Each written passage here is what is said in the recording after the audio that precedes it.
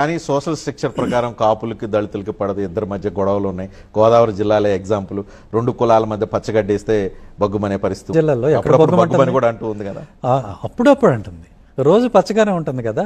అవి ఏవి కూడా మీ కాపుల్ని అంత తప్పు పట్టకూడదు. ఏంటంటే కాపులు ఏ రోజు కూడా కారంచేడు లాంటి దాడి చేయలా దళితుల మీద, చుండూరు లాంటి దాడి చేయలా. చూపించండి ఒక ఇన్సిడెంట్. అయ్యో చిన్న చిన్న గొడవలు, సైలెన్సర్ గొడవలను, నువ్వు నాకు తగిలావు నేను నీకు తగిలే గొడవలు తప్పితే, పిల్ల చేష్టలు పిల్ల గొడవలు తప్పితే నిజంగా రెండు కులాల మధ్య అంత విభేదాలు రెండు కులాలు మరి కలుస్తాయా? ఖచ్చితంగా కలుస్తాయి. ఇప్పుడు ప్రస్తుతం కాపులకి ఆయన ఒప్పుకున్నా కాకపోయినా ఐకానిక్ ఉన్న పవన్ కళ్యాణ్ దళితుల తరపున మీరు ఇంకోళ్ళు XYZ వెళ్ళి కలిసి మాట్లాడుకొని ప్రపోజల్ పెట్టి ముందుకు తీసుకెళ్ళగలే పరిస్థితి ఉంటుందా?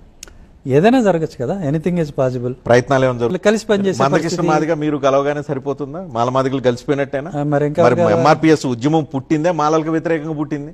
నేను 22 సంవత్సరాల నుంచి మందకృష్ణ మాదిగా హిందుత్వ రాజకీయాలు చేసే బీజేపీకి అతి దగ్గరగా ఆయన పనిచేస్తున్నారు.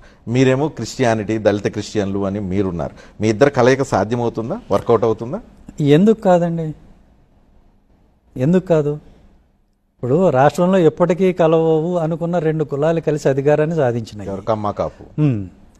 అలాంటప్పుడు ఆ రెండు కులాలతో ఉన్న విభేదాలతో పోలిస్తే దళితుల మధ్య ఉన్న విభేదాలు అంత పెద్దవేం కాదు. మీరు కలవటం వల్ల ప్రయోజనం ఏంది? మీరు కాపులతో కలిస్తే కదా రాజ్యాధికారం సాధించగలుగుతారని ఇప్పుడు దాకా మీరు చెప్తూ ఉంది.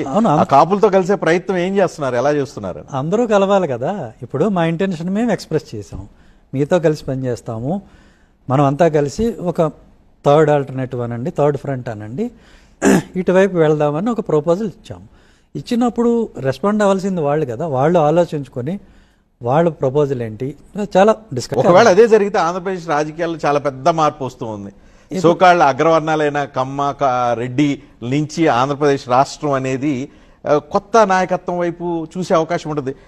అది సాధ్యమవుతుందా? కమ్మ రెడ్డిని కాదని చెప్పి కాపులు దళితులు ఏకమై రాజ్యాధికారం సాధించగలిగే అవకాశం ఉంటుంది? ఖచ్చితంగా, ఖచ్చితంగా. ఎందుకంటే తెలంగాణ వస్తుందని మీరు అనుకున్నారా? నేను అనుకున్నాను.